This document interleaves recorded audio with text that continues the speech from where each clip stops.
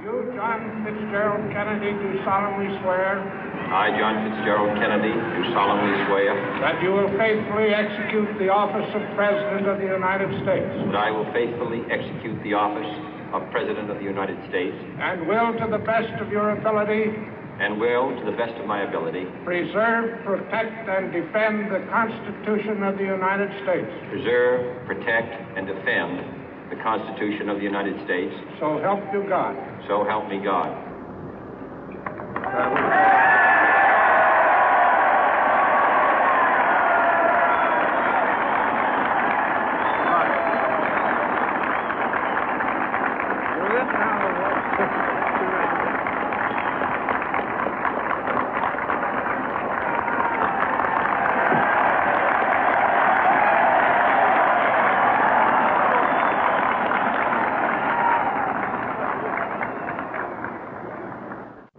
Vice President Johnson, Mr. Speaker, Mr. Chief Justice, President Eisenhower, Vice President Nixon, President Truman, Reverend clergy, fellow citizens.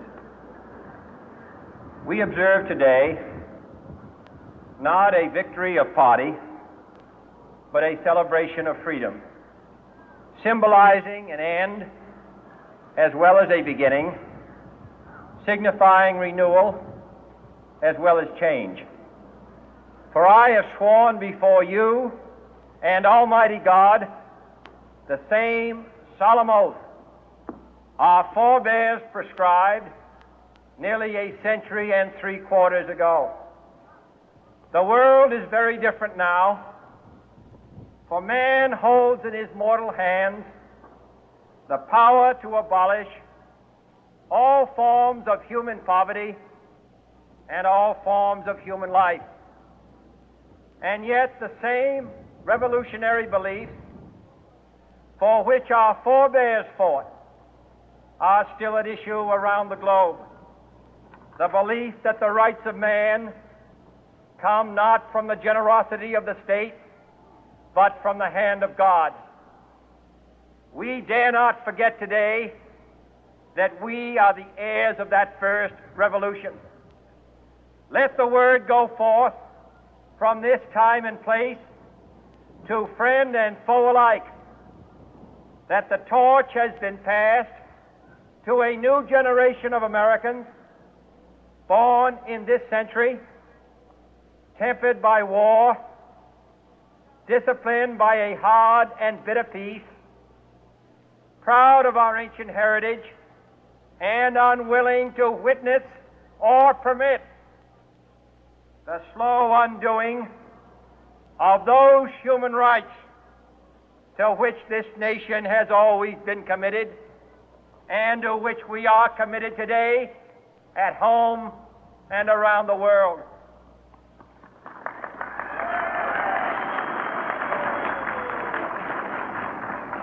Let every nation know, whether it wishes us well or ill, that we shall pay any price, bear any burden, meet any hardship, support any friend, oppose any foe to assure the survival and the success of liberty.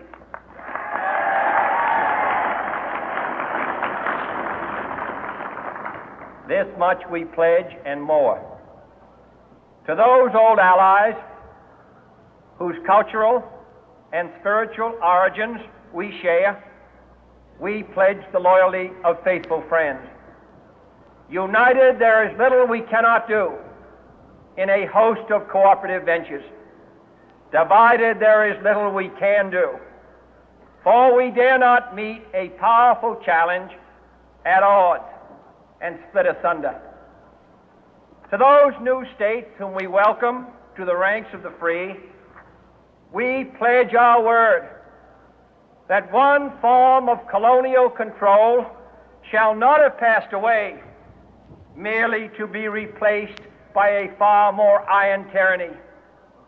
We shall not always expect to find them supporting our view, but we shall always hope to find them strongly supporting their own freedom, and to remember that in the past, those who foolishly sought power by riding the back of the tiger ended up inside.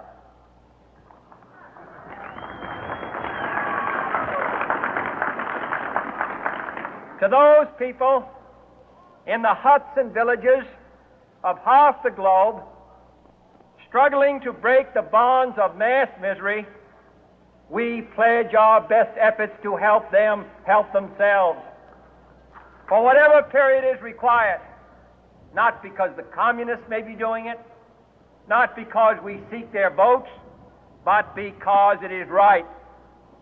If a free society cannot help the many who are poor, it cannot save the few who are rich.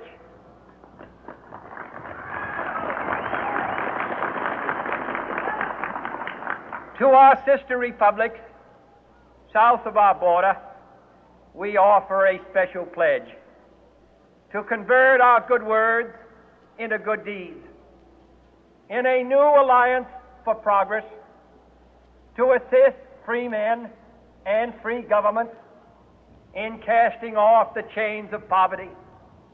But this peaceful revolution of hope cannot become the prey of hostile powers.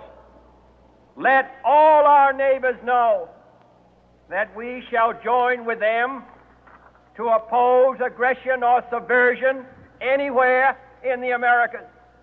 And let every other power know that this hemisphere intends to remain the master of its own house.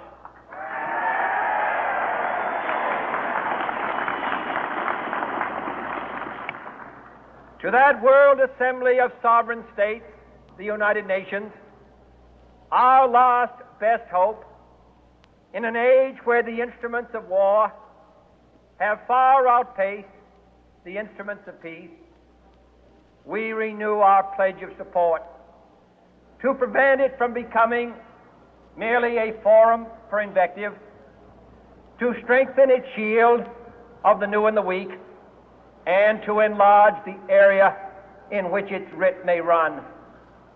Finally, to those nations who would make themselves our adversary, we offer not a pledge, but a request that both sides begin anew the quest for peace.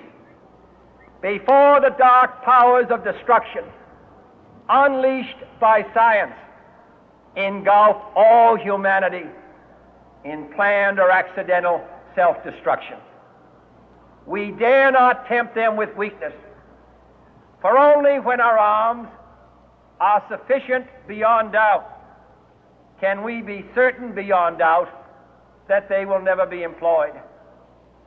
But neither can two great and powerful groups of nations take comfort from our present course, both sides overburdened by the cost of modern weapons, both rightly alarmed by the steady spread of the deadly atom, yet both racing to alter